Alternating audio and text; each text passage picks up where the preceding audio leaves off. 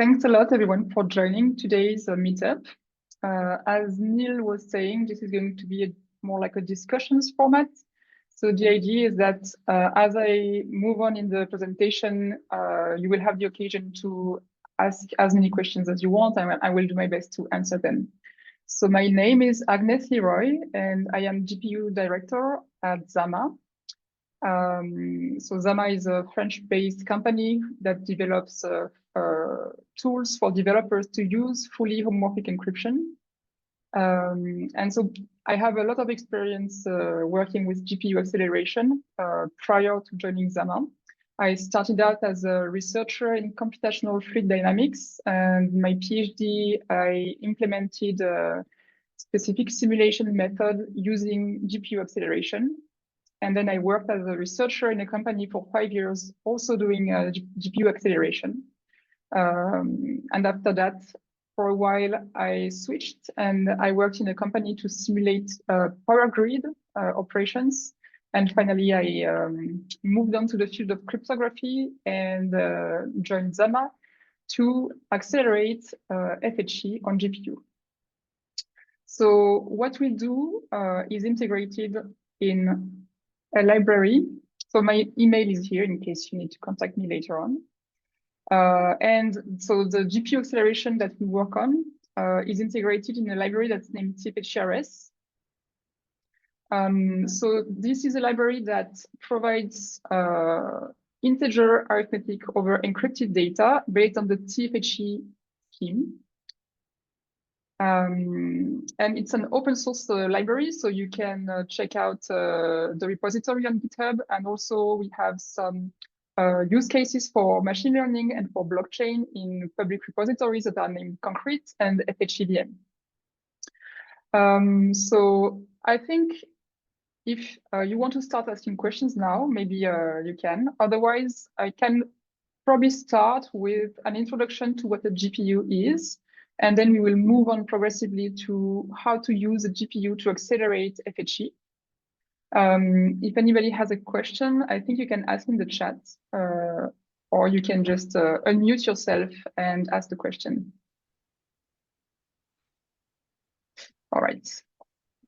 Hey, Agnes, I have a question. So I just wanted to know whether it's already in the library. Can I call using some functionalities in the library to implement my program? Yes, so in FHE, so FHE is in Rust, and it uses Cargo for the building system. And so you can activate a feature that's simply named GPU in FHE, and then all the execution will happen on the GPU.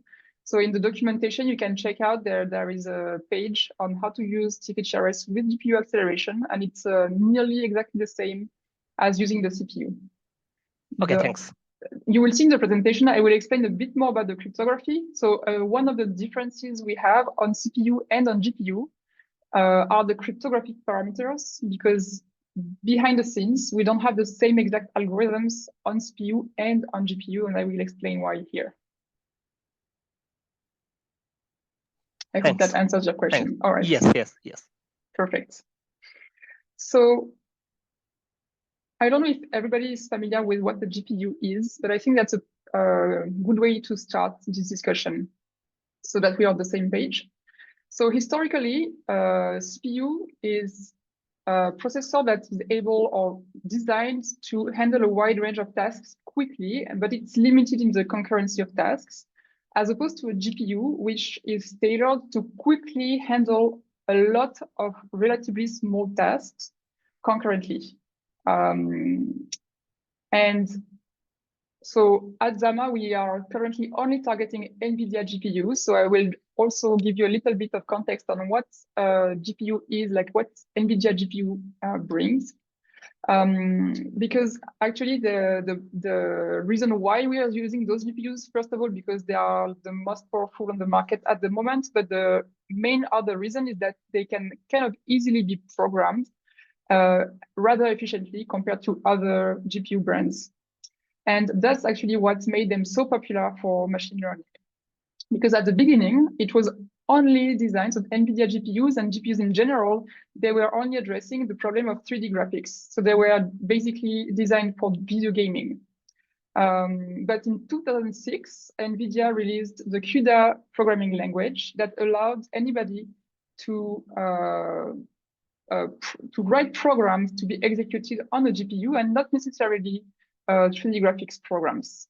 And a few years later, I think in 2010, they released support for double floating point precision on GPUs, and their chips began being used for scientific computing. So I started my PhD in 2011. And that's about when I started programming GPUs for computational fluid dynamics. And at the time, we already had double precision support. And so the scientific community was using GPUs more and more until in 2018, NVIDIA released what's named tensor cores in their GPUs. And these are specific cores in the chip that are tailored for matrix multiplication. And matrix multiplication is at the core of AI, basically. So there were GPUs that were already starting to target machine learning applications. And in 2023, they released the Hopper model. So it's the H100 GPU, which made large language models possible in practice. And that's how we observe the release of ChatGPT and all the other large language models today. They are being trained on GPUs, and a lot of the training happens on Hopper GPUs. So AI and NVIDIA GPUs, they have been growing together, and this is something that can also happen for FHE. Another thing is like the evolution of CPU and GPU. So how are things moving around, let's say? So first of all, CPUs, they are getting also bigger and bigger. So in the sense that they can handle more tasks concurrently. Especially server GPUs, they have a lot more cores. And also we are seeing a trend where hardware gets unified in the sense that they have access to the same memory spaces on the board. More and more. That's something we are going forward to. On laptop CPUs, we also have quite a breakthrough from ARM to use more out-of-order processing, but that's less for the server side of things. But that's what also makes M2, M3 chips so powerful compared to previous chips. And regarding GPUs, we are also seeing the chips increase in size. So we have more cores. We have also bigger tensor cores. At the beginning, tensor cores were just for floating point 16 precision. And now we have in the Hopper GPUs 64-bit support for floats. Also in the A100 model, that was the previous one.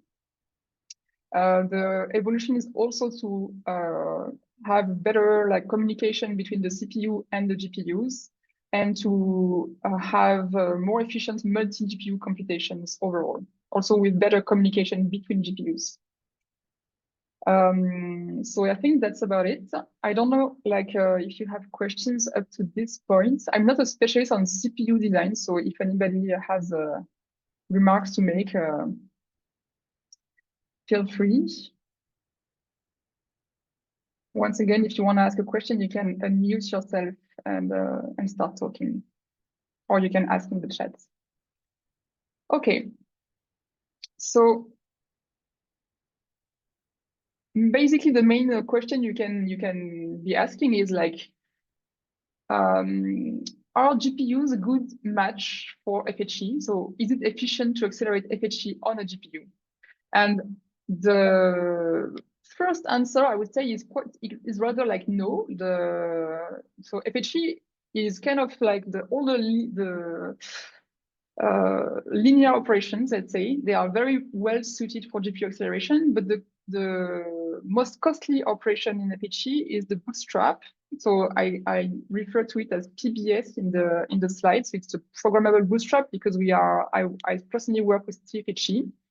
And I think this is also the case for other schemes. The bootstrap is a very heavy operation, and it's not so well suited for a GPU in the sense that it's not it's not like a lot of small tasks that you can perform concurrently. It's big tasks. There are lots of them, so part of it you can do in parallel, but it remains a rather sequential algorithm. But it's not as true anymore with the more recent GPUs that are bigger. So, and also in TFHE, we build integer arithmetic on top of the core cryptographic primitives. And in that context, we need to have quite a good throughput as well for the PBS, so for the programmable bootstrap. So overall, it's at first it was not so obvious GPUs would be such a good fit for FHE and for in particular TFHE. But as time goes by, we can see that we have observed that actually we get good speed up now on GPUs for TFHE.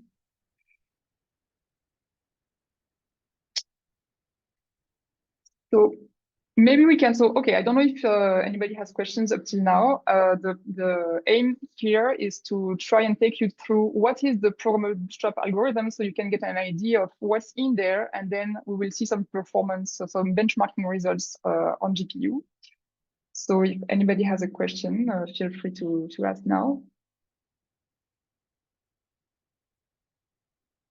Oh, yes, Becca, you can unmute yourself. Maybe I will ask one. So in case I have a certain algorithm, what should be the criteria to choose? I should go implementing it on a CPU or use GPU? How do you decide which one would work better? Yeah, okay. So in that regard, I think, first of all, implementing the algorithm on CPU is always something you have to start from and try to get the best possible performance on CPU. So actually, the implementations of TFHE and TFHRS on CPU are also very well optimized so that we can really have a good reference for performance on CPU and also on large CPUs. Because we often see comparison between GPU programming and CPU programming with a very good GPU and laptop CPU, for example, so that's not really fair. And then whether your algorithm is well suited to GPU, it really depends on whether you have something that looks like you can make it in parallel, like you can execute in parallel versus to have something very sequential. So if you have, for example, a recursive algorithm, this will not really be a good match for GPU. At first sight, at least, because usually you can very often rewrite an algorithm in another way to expose more parallelism and then make it a good fit for a GPU. And that's actually what we do for TFHRS on GPU. So we don't implement the classical way of how to write the programmable bootstrap. We have another algorithm that exposes more parallelism, so that it's a better fit on a GPU. So I see several questions in the chat. So first one is, what is the impact of number of cores on the PBS computation? So basically, the more we have cores, the more we will be able to perform operations in parallel. So if we have written our algorithm in a way that we can use this parallelism, then we will see a better latency and better throughput of the bootstrap. Then, so GPUs, so Gabriel, you're asking, GPUs typically use 32-bit values. And actually, we are using 64-bit values. So GPUs, they also have a support for U64, F64 values. That's native. So they have F64 cores there. And that's what we use for the implementation. Actually, using 32-bit values for FHE, I think, is not very common. And then Julien, you're asking how would you compare to FPGA or ASIC for the programmable bootstrap? So that's a very good question. So FPGA, I think it's very different from GPU in the sense that the effort and time required to actually program the FPGA. So this is much more complicated than programming on GPU. So programming on GPU is basically writing some C++ code with some specific commands that you can use to execute on the GPU. But writing the code to be executed on the FPGA is much more complex. But then you can get on FPGA similar performance to what you can get on GPU. And then it's the road to designing a dedicated ASIC. And on an ASIC, basically the chip would be only designed to perform what you designed it to perform. So in that case, for example, the programmable bootstrap. And so since there is only that to perform on the ASIC, you can make it much smaller. The frequency can be much higher. So you can get much better performance than on CPU or GPU or FPGA. So Julien, I hope this answers your question. And Shen, you're asking, so how important for CPU, GPU algorithm selection is the memory copy time penalty? How do you see this changing over time as GPUs gain more memory while not increasing memory copy speed at the same rate? Okay, so GPUs gain more memory, but they also increase the memory copy speed, I think, first of all.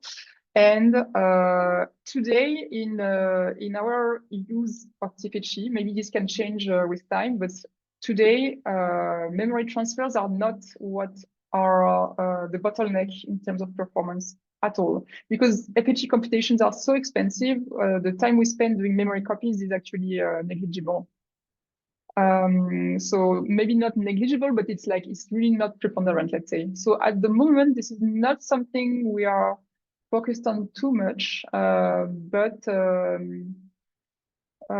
this is something like memory copies between CPU and GPU is right now not our main focus, I would say, in terms of performance.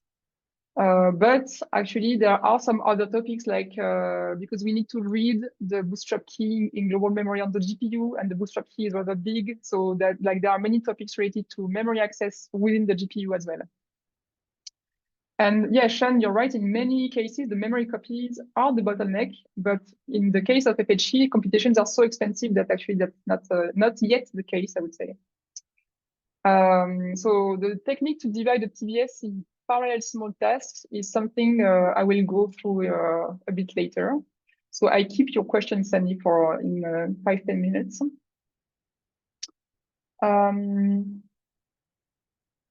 So Ram, you're asking if I'm talking about performing the PBS on an LWE-based ciphertext or on a polynomial like an RLWE ciphertext. And in FHE, the PBS is applied to an LWE ciphertext. If you want to apply the bootstrap on an RLWE ciphertext, I think you can do that with CKKS, and that's a totally different algorithm. So what I'm going to show today really only applies to FHE. For CKKS, it's a totally different story. Okay. So let's move on a bit to what the programmable bootstrap algorithm looks like. And then we will go to how we can make it more parallel. But I will not go into too much details on that, but we will see depending on the questions. So first of all, what is an LWE ciphertext? So it's a set of integers, A0 to AN-1, which we call the mask, which are picked randomly and are public, and a body B, which I will show later what it's made of. And then we have a private key composed of S0 up to SN-1, which are bits in our case. And the encryption of a message consists of a linear combination of the mask with the key bits that we add to our message and some noise. In the bootstrap itself, we also use the notion of what an RLWE ciphertext is. So here I note it with GLWE ciphertext because basically RLWE would be only one polynomial for the mask, but you can have actually as many polynomials as necessary. Okay, so when we operate on the ciphertexts, for example, if we do additions between ciphertexts, and we do that for a long time. So here I'm showing in green what the ciphertext looks like if you get rid of all the mask elements. So basically, this is not secure at all, but it's just to get a sense of how data is hidden in the message, let's say. So you have the noise on one end, and then you have the message in the most significant bits. And if you add ciphertext together, this noise will grow up to a point where it can actually start corrupting your message. And the programmable bootstrap operation allows you to reset the noise. And in FHE, it also allows you to apply lookup tables, so to apply an arbitrary function to the underlying message. So with this technique, there is no limit to the number of operations you can perform on ciphertexts, and you can also apply any function to the encrypted message without decrypting. So it's very convenient, but it's also the bottleneck of performance in FHE schemes.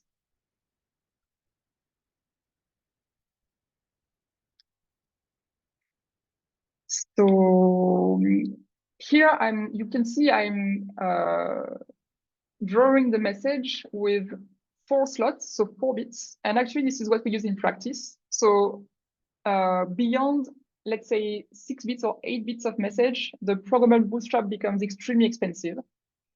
So that's why we are limited on the size of message that we can handle. And now we are getting into it. So what does the programmable bootstrap look like? I was saying it's a rather sequential algorithm. And actually, it's a sequential loop of max over input GLWE ciphertext. So GLWE in this case is basically 1 polynomial for the mask and 1 polynomial for the body, but it can be more polynomials for the mask, depending on what you choose for the cryptographic parameters. So all those multiply and accumulate, they are performed basically on polynomials. So every time we have here a MAC, what we're doing in practice is that we are converting a polynomial in the Fourier domain, multiplying it with another polynomial from the key in the Fourier domain, and applying an inverse FFT and going back to the rest of the loop. And we have to do this transformation to the Fourier domain back and forth at every iteration, because here I'm hiding some of the complexity of the bootstrap, which is that at every step, we decompose our polynomials with a certain decomposition, and we can't do that in the Fourier domain. So we have this sequential loop, and typically the size of the sequential loop is around 1,000 iterations. And for those 1,000 iterations, at every stage, we need to multiply several polynomials together. So that's quite a lot of, and those polynomials, so they are usually of size 2048. So they are not like very small polynomials. They are rather big. They're not as big as they can be in other schemes like BGV or CKKS, but still it's not small. So that's what makes the bootstrap an expensive operation. And basically, the way you encode the function in this algorithm is that you can encode it in your accumulator at the beginning. So this can be either public or private information, but you can encode it in this accumulator. And then at the end of this loop, the result of the bootstrap that you can extract will be actually the function encoded in the lookup table applied to the input message.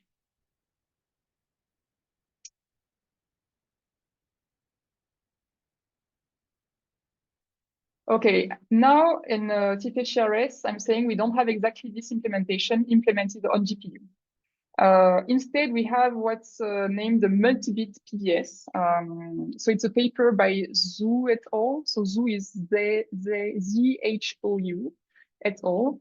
And basically what they propose is an idea to increase the size of the bootstrap key and then to reduce the size of the sequential loop by a factor named grouping factor.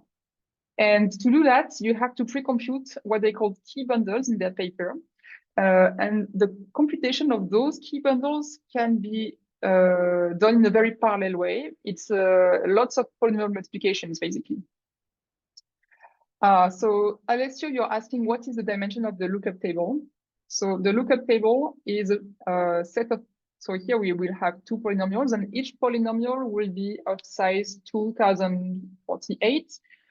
But it's really depending on the cryptographic parameters that you choose. So I'm giving you the dimensions that we use usually in TFHRS. But depending on several factors, and we will see a bit later what those factors are, you can have different values. But yet typically it's polynomials of size 2048, and the polynomial coefficients are represented with U64 integers, and the FFT and inverse FFT, so everything that happens in the Fourier domain is represented with 64-bit floating point numbers. Okay. And that's the same kind of parameters we have for the multi-bit PBS. The main change is that we have this grouping factor, and that allows us to do this pre-computation of the key bundles in a very massively parallel way. We have a larger bootstrap key, but then we can reduce the size of the sequential loop. And so why is this important, especially on GPU, to reduce the size of this loop? Is because basically, when you program this on the GPU, it uses a lot of resources. So the processors on a GPU, they're organized into what's named streaming multiprocessors, and each streaming multiprocessor only has a certain amount of resources, so a certain amount of registers and a certain amount of shared memory. And if we use too much of this, we restrict what is called the occupancy on the GPU. The occupancy is a measurement of how many cores are active in parallel on the GPU at a given time. And so typically with a very sequential algorithm that takes a lot of resources, you can have an occupancy that's 13%, which means you're only using 13% of the GPU cores at once on the device. So you are really not using the full capacity of the GPU.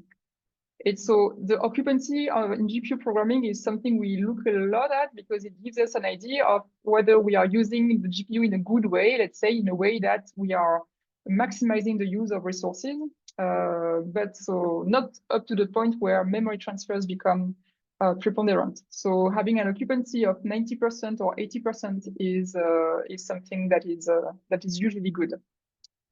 So Ali, you are asking what's the size of the bootstrap key? Do you store it on the GPU? And do we transfer it during the GPU operation? So at the moment, we are storing it in global memory on the GPU. So maybe I can go back a little bit. I don't know if in my sketch I have this. So this memory space on the GPU is what we refer to as global memory. And each of those yellow squares has lots of cores inside, and it's named a streaming multiprocessor, basically. And the bootstrap key, so with the multi-bit configuration on GPU, it can go up to 900 megabytes. So it's pretty large.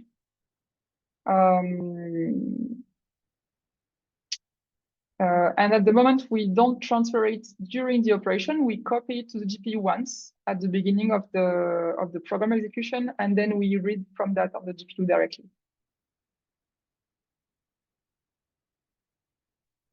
So basically, what I was saying is that the occupancy on the GPU for this type of algorithm is pretty bad. Like it can maybe be 25% if you optimize a lot your implementation, but not more than that. Whereas the computation of key bundles, you can reach 100% occupancy, basically. So if you divide by a factor 3 or 4 the size of this sequential loop, but in exchange for that, you have to perform more computations, let's say, but in a very in a way that's well more suited for a GPU, then actually you gain a lot in performance. And that's what happens with the multi-bit PBS. So the choice of cryptographic parameters is something that is actually very complex. That depends a lot on the use case that you have. And so in FHE, we have some parameter sets that are already implemented. Alessio, you're asking, can we use multi-GPU in parallel? Yes, it's totally possible. And I will be showing some multi-GPU performance results a bit later. So the cryptographic parameters, their choice depends on several constraints. So the parameters, they set so the size of the lookup table, which is the polynomial size, the LW dimension, which is the size of the sequential loop, basically. Then the decomposition parameters. I did not talk a lot about the decomposition, but it's something that also happens in the bootstrap. And then the actual value for the noise. So the noise variance that you pick to perform the encryption. And the constraints that you have to select these parameters is that, so in FHE at least, what we currently do is that we ensure 128 bits of security. And this is ensured thanks to a tool which is named the lattice estimator. The link for it is actually on the slide. And also, another constraint that we have to select the parameters is what is going to be the probability of failure in an overall execution of a program. So in FHE at the moment, we are dealing with 2 to the minus 64 probability of failure. But we are going to decrease this value more in the coming releases. So basically, since each encryption uses noise, it's something that's picked randomly. And even though you give a certain variance, the noise can always, if you're not lucky, corrupt your message in a way. And this is associated to this probability of failure. Like, what is the probability that your encryption noise is large enough that it corrupts your message, even though you picked all the parameters correctly? So that's something we need to have quite low, let's say. It's not always the case. So for example, for machine learning applications, you can use probability of failures that are much higher just because there is redundancy in machine learning programs usually. So you can have more flexibility there and you can choose cryptographic parameters that give you much better performance, but at the cost of increasing this probability of failure. So it means once in a while, you will see an error in your program execution. So CPU implementations, they can also benefit from the multi-bit. So it's a question by Gabriel. So the CPU implementation can also benefit from the same trick as that I just talked about, the multi-bit implementation. But we will see that for CPUs, this is not as well, it's really not the same in terms of performance. So we can decrease the latency basically of the bootstrap, but the throughput gets a lot worse, which is not the case on GPU. So I will show those results right after. I think, do you have also any questions on the choice of cryptographic parameters? This is quite a tricky topic, actually. It's really not easy to determine like what parameters to use to ensure a certain probability of failure and a certain level of security and to have the best possible performance. So no, the failure probability is not related. So Lohit is asking, does having a probability of failure as 2 to the minus 64 corresponds to 64-bit security? So no, these are two different concepts. You can have 128 bits of security with a high probability of failure, let's say, depending on your use case. This is not exactly true in a sense, because there are some attacks. There is an attack that's called the in-CPAD attack that relies on the fact that if you measure enough outputs from the PBS that failed, you can recover some information on the secret key.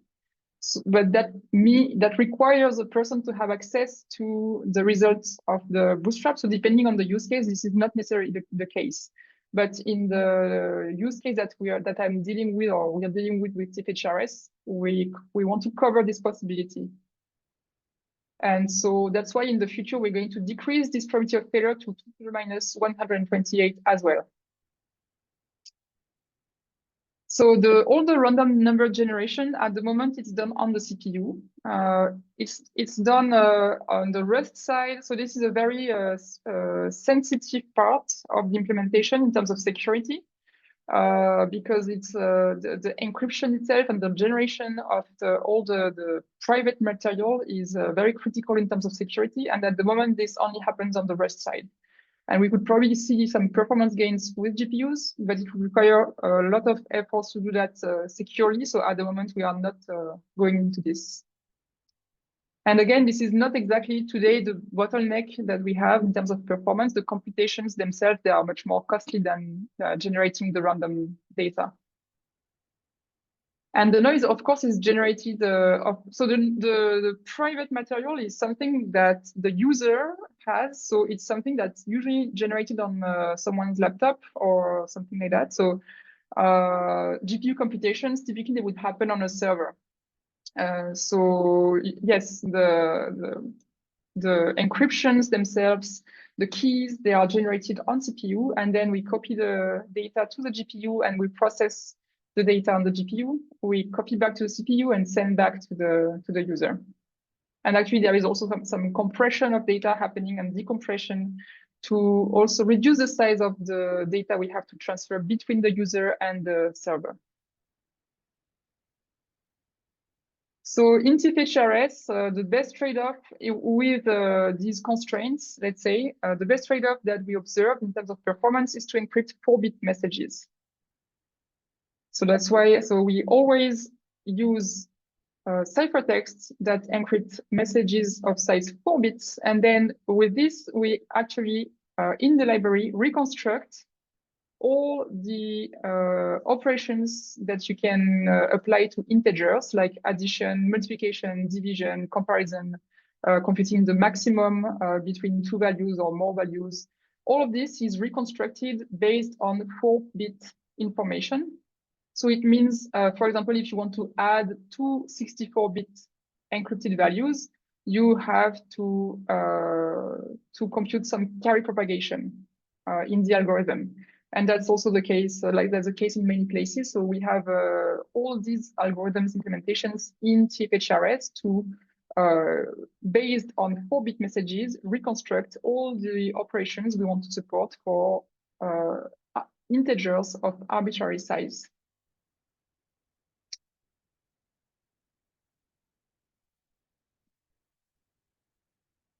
All right, so some benchmarks for the programmable bootstrap. So these are the results from FHE. On the left, we have the CPU, and on the right, the GPU.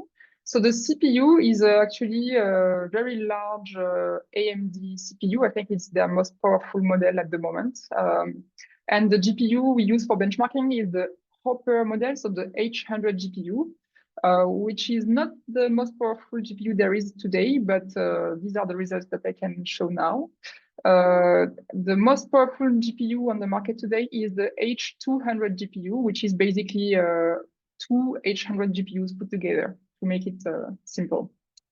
So the latency, so because we are using 4-bit messages to reconstruct all the arithmetics on integers, it's really important when we look at performance, to look both at the latency and the throughput. And actually, it's also important to look at for any application, like if you want a general purpose FHE library, you need to have good latency and you need to have good throughput.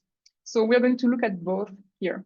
So on CPU, the classical bootstrap implementation takes around 12 milliseconds to execute one bootstrap only. And the same implementation on GPU takes around the same time, so 11 milliseconds. And with the multi-bit implementation on CPU, so I'm not using the same grouping factor on CPU and on GPU, and you will understand why in the next slide. So the best performance trade-off we can have for the multi-bit on CPU is the grouping factor 2. And then the latency of the PBS is 7 milliseconds. So you can see it's nearly reduced by 2.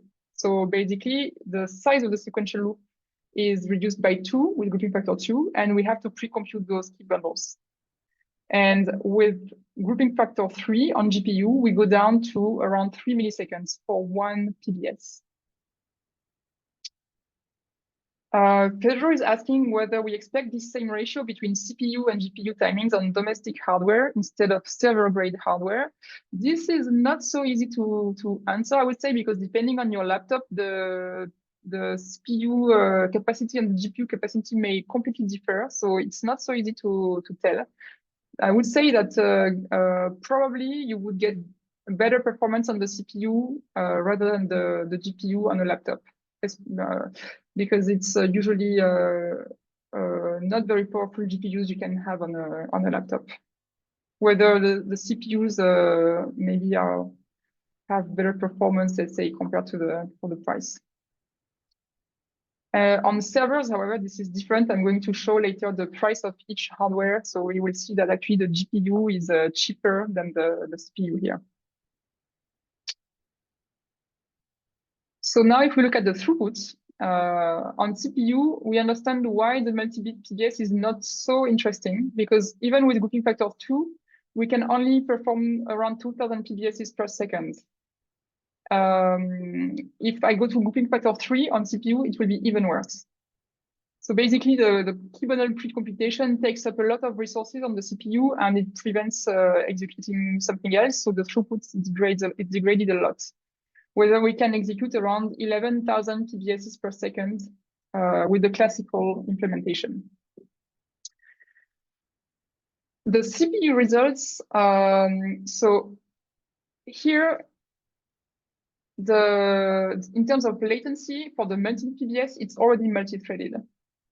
For the classical PBS, it's actually single-threaded, but for the FFT, there's a lot of optimization under the hood, so there's a lot of vectorization happening there.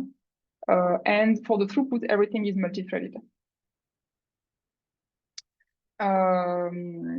So the CPU implementation uses AVX 512 acceleration as well.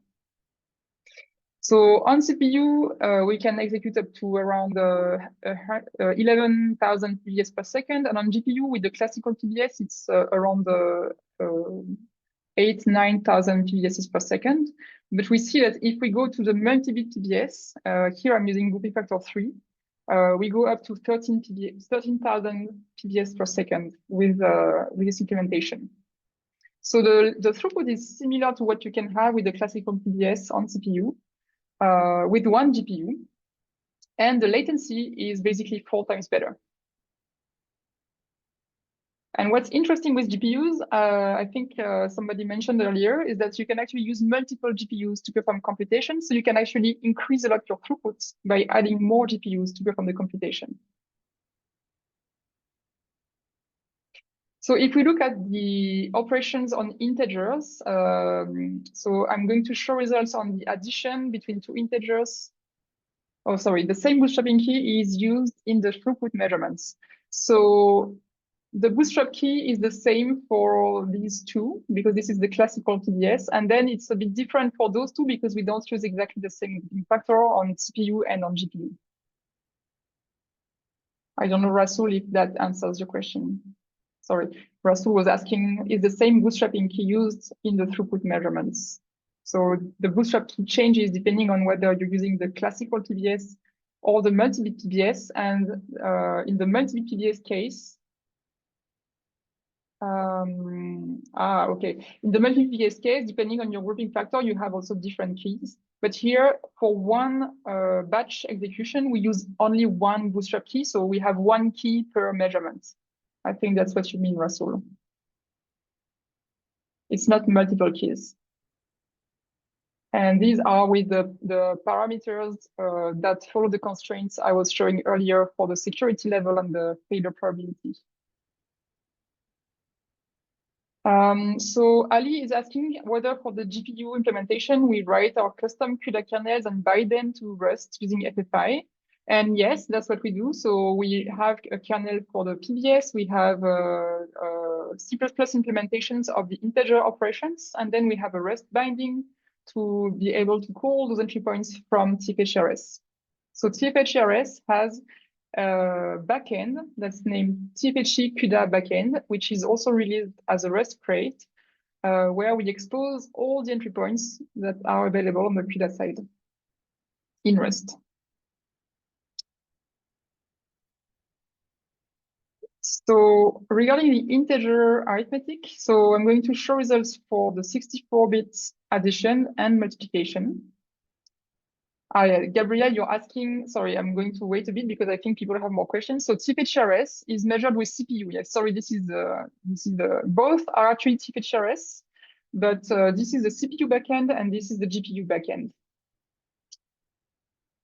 And Becca is asking whether we use NVIDIA CUDA math libraries, but no, we have a custom FFT implementation to accelerate polynomial multiplication. And we have also custom kernels for the bootstrap, for another operation that's named the key switch, and also for other operations I have not talked about here yet, but it's for the compression, for the decompression of ciphertext material on the GPU as well. So we have kernels for all of that. And Gabriel is asking what type of CPU we use for the measurements. And this is because the one you use, Gabriel, looks like it's far slower. But yes, that's expected because this is the CPU that's on the HPC 7A instance type of AWS. And I don't remember exactly the name of the CPU, but it's basically AMD's most powerful CPU on the market. And I don't think it can be beaten by other machines at the moment, other CPUs. On CPU, one bottleneck for performance is actually accessing data in the cache. So you need a CPU that has a very large cache to have good performance and also lots of cores. So that's not so easy to do. These are expensive CPUs. So if you look at the integer operations now, so this is the 64-bit addition, and I'm comparing on, so this is all again TFHRS, CPU on this machine on the HPC 7A on AWS, which by the way has 192 cores. So this is the CPU, but it's actually as large as a GPU basically. You can do a lot of multi-threaded computation there.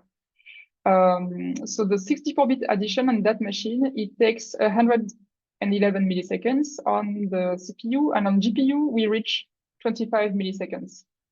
So one addition requires propagating carries between the ciphertext. So it's not just adding together the mass of the ciphertext for 64-bit integers. Okay, that's why it's expensive.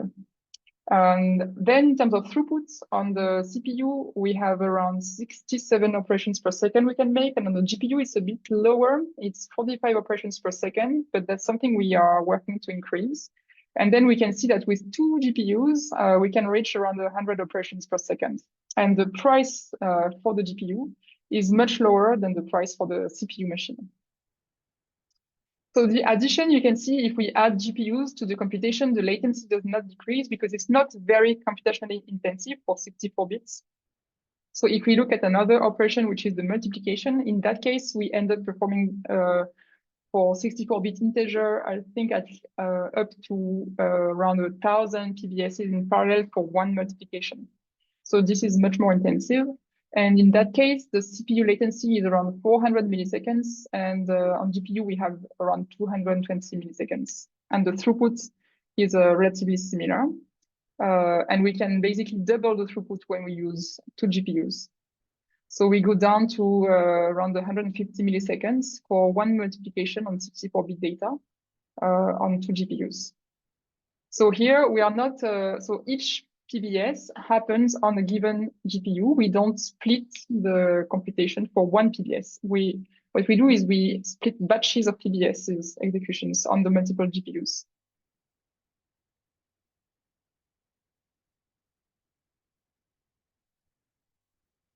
So this is also to give you an idea of the evolution of performance. So this is the latency only. I don't have the same plot for throughput actually. Just to give you an idea how performance has evolved along the last year on CPU and on GPU. Because on GPU, we started from around the same performance for the addition, and we were actually slower for the multiplication. And with time, we have managed to reach very good performance improvement. I believe this will continue, like maybe not in the same trend because this was kind of drastic, but we hope to get performance improvements further. All right, so just one thing. We'll go that at the end. I don't know if you have more questions. So what we are working on right now is to reduce the probability of failure to 2 to the minus 128 to cover that INCPAD attack better. We also are working to improve the latency, and also we are putting more focus on improving the throughput because of the last year, this was not something we have been looking at too much. And we are continuing to add cryptographic features on GPU for people to be able to use TFHRS in different contexts, basically. One thing is that, so in the first actually slide, I was mentioning that TFHRS version 1 is out. And actually this version provides a stable CPU implementation. So the GPU backend in TFHRS 1.0.0 is not yet stabilized, let's say. We are working on that. And we hope to release a stable version of the GPU backend in the coming month. So don't hesitate to go on GitHub, check the repository. The CUDA implementation is in TFHRS backends, TFHE CUDA backend, And there in the CUDA folder, you will find all the CUDA sources, and then the SRC folder contains the REST binding. You can also check the TFHRS documentation. It's docs.zama.ai, and then you can go to the TFHRS part, and then you have a guide that explains how to run your program on GPU.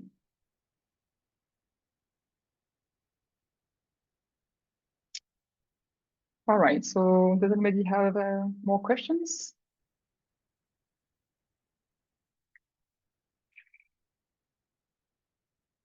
One thing I have not maybe covered is that there are some other chips, like other than FPGA, GPUs, CPUs. For example, Google has been developing processors for AI, and that's a trend we are seeing also happen a lot, like companies are developing specific processors for AI. And that's not something we can use too easily for FHE usually, just because of the data types that are supported first, because for machine learning, they will maybe support floating point 16 or 32 and like small integers like U8. So it's not really suited for FHE computation. And also, these are all tailored for matrix multiplication. And in this case, for the bootstrap, you can see that we are really not doing a matrix multiplication. It's totally different. So it's not like something we can use so easily, let's say, compared to a GPU or FPGA. Alessio is asking whether we have tested L40 GPUs, and yes, we have, but the ratio of performance versus cost is not as good as the H100 for now. Actually, on H100, I did not mention, but we use some specific features of the Hopper GPU in the CUDA backend. So we use thread block clusters and distributed shell memory. So that's actually making the implementation faster on the Hopper architecture. So the Zhu et al. Paper, I don't have the reference. Wait, I can look for it quickly because I have it somewhere.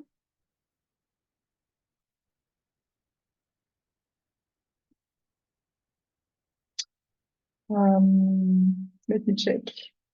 I will try to paste it here. So it's a paper from 2018. It's not so recent.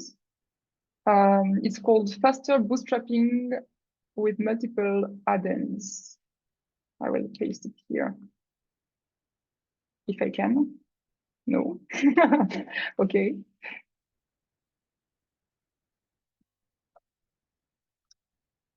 It's from 2018. Yep, here you go, Alessio. No, it was Julien, sorry. Okay, so in terms of algorithms, we see different algorithms being developed for the bootstrap, and it's not always from the research papers, it's not really obvious to know whether something will be really well suited for GPU or not. Actually, it was for this specific algorithm, it was kind of obvious that it would be a good match for a GPU compared to the classical variant, just because the key bundle has such a parallel nature. But that's not necessarily easy to spot.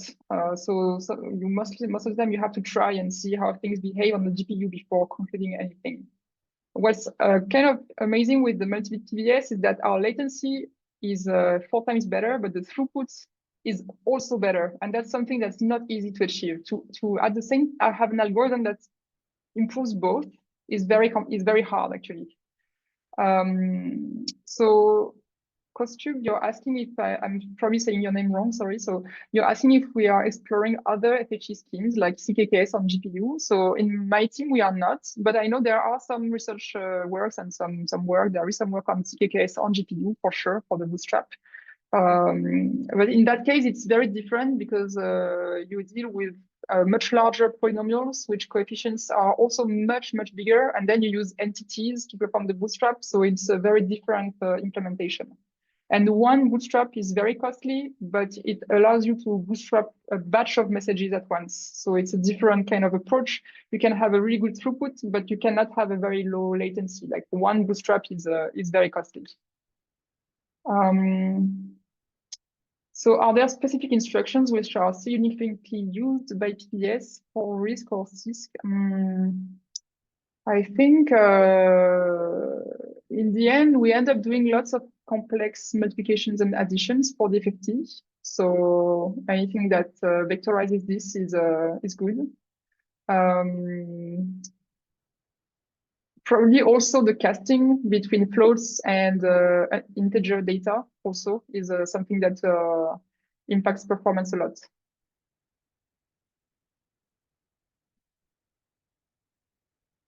All right.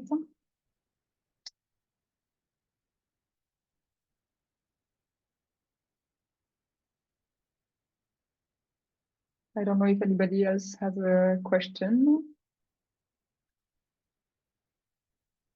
So I put at the end the links. I don't know if you will have access to the slides actually. I don't know how this works, but you can also check the. So I think probably you all know the Discord for FHE.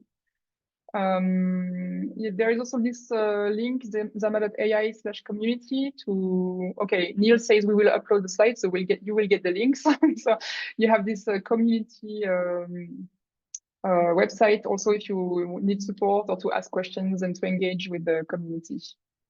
Marco is asking whether Zama is also working on FPGA ASIC acceleration. So we also have a team looking at FPGA design for TFHE. Yes. And yes, so that's about it. But it's not at this stage. It's not in the public repository.